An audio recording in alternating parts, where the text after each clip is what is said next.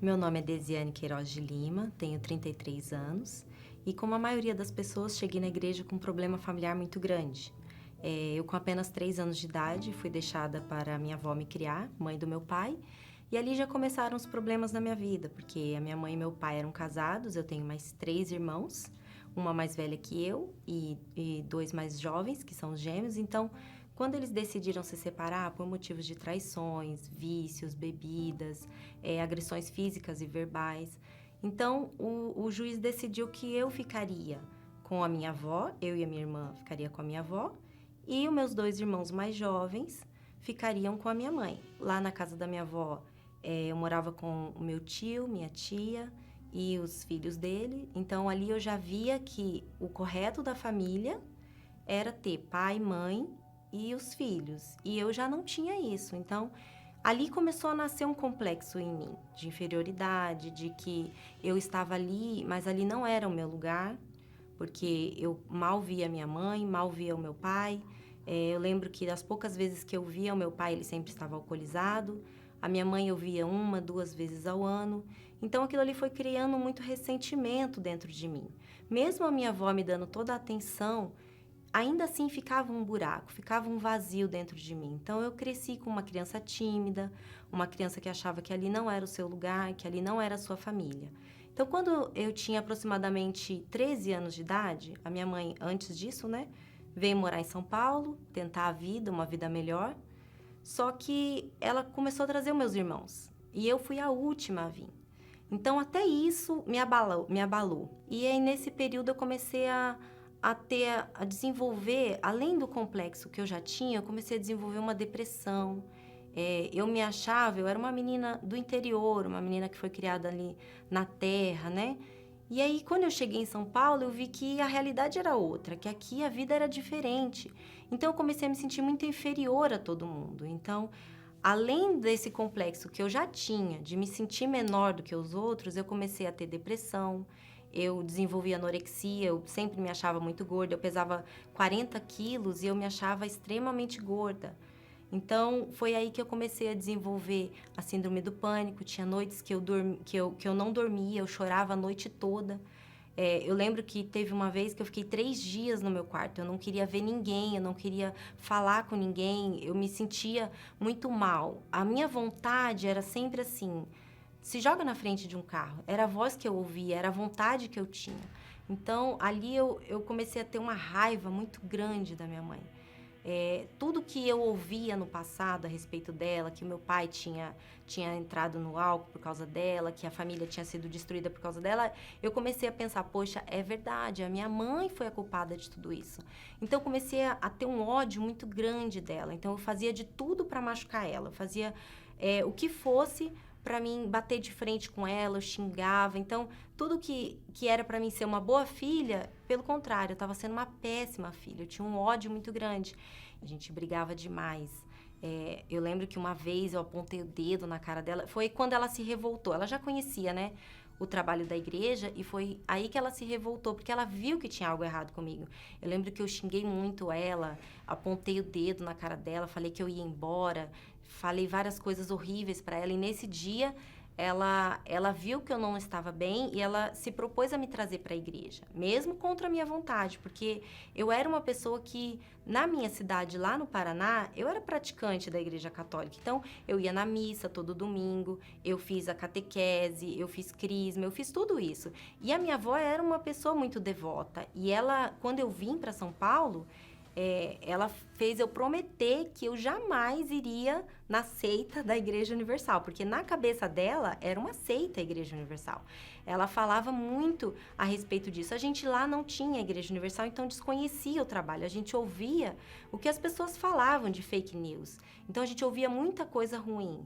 E a minha avó sempre falava: sua mãe vai numa seita, nunca aceite ir nessa seita que é a Igreja Universal. Eles falam que servem a Deus, mas no fundo eles servem ao diabo. Então eu vim com isso dentro de mim, né? E a minha mãe falou assim: olha, você vai na igreja comigo, sim, você não está bem. E eu me lembro que eu fiquei muito revoltada. Eu falei, tá bom, ela vai me obrigar a ir com ela, porque eu não tenho outra opção.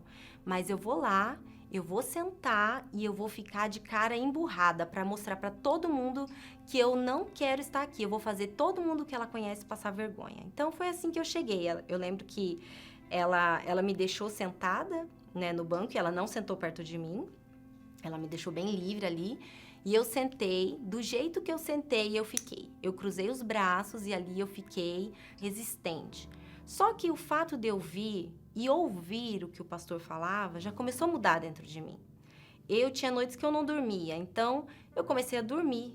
Eu comecei a mudar interiormente, eu comecei a ter uma paz, uma coisa que eu nunca tinha tido. Então eu falei assim, poxa, eu vou dar uma chance.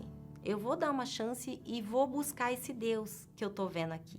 E eu começou a cair as escamas dos meus olhos em relação ao fake news, que todo mundo falava que era uma seita do diabo, que era, na minha família, né, falavam isso.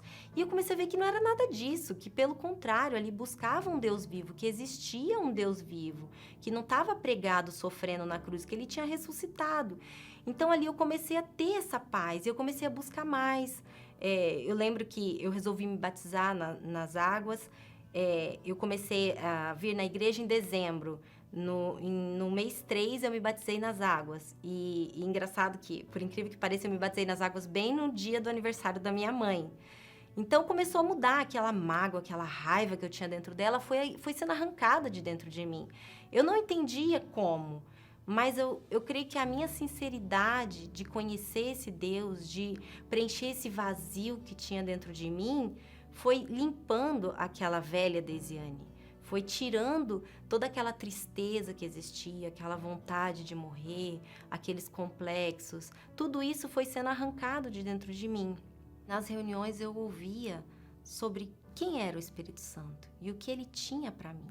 Que não era o meu passado sendo trágico, por mais que ele fosse, que ia mudar o meu futuro, a não ser que eu ficasse olhando para esse passado. Então, eu comecei a ouvir palavras de vida que falavam, olha, você chegou até aqui dessa forma, complexada, com traumas, com problemas, com um buraco aí dentro, mas tem solução. Por mais que você ache que não tenha, tem solução. E aí começou a me despertar. E eu ouvia muito falar sobre o Espírito Santo. E eu lembro que eu comecei a fazer propósitos, porque eu entendi, eu melhorei, eu tô diferente, agora eu me sinto bem. Só que eu preciso dele, eu preciso do Espírito Santo dentro de mim. E eu vejo que é aí que foi o meu divisor de águas, porque quando eu comecei a buscar o Espírito Santo, porque eu entendi que eu poderia ter tido uma melhora, mas se eu não tivesse o Espírito Santo dentro de mim, não ia adiantar. Eu ia voltar a ser aquela velha Deisiane cheia de complexos. Então, eu comecei a buscar. Eu lembro que, na época, eu comecei a fazer jejum, eu comecei a orar de madrugada. Eu lembro que eu tinha minha cama, mas eu não dormia mais na minha cama. Eu coloquei um edredom no chão e eu dormia no chão todos os dias, porque eu não queria perder a hora para, de madrugada, levantar e falar com Deus e buscar o Espírito Santo. Eu entendi que era o bem mais precioso que eu poderia adquirir. Que sem ele eu poderia conquistar tudo, mas de nada ia adiantar. Na época, a gente estava na Fogueira Santa, eu estava fazendo a Fogueira Santa para receber o Espírito Santo na época, e teve uma vigília. Nessa vigília, o bispo que estava realizando a vigília, ele falou assim, olha, você que não tem o Espírito Santo, você vai passar aqui no altar e eu, junto com os pastores, vamos colocar a mão na sua cabeça e a gente vai determinar que o Espírito Santo desça sobre a sua vida. E eu falei, agora, eu vou lá e eu vou receber. E eu lembro que eu passei ali no altar, eu voltei para o lugar e comecei a buscar.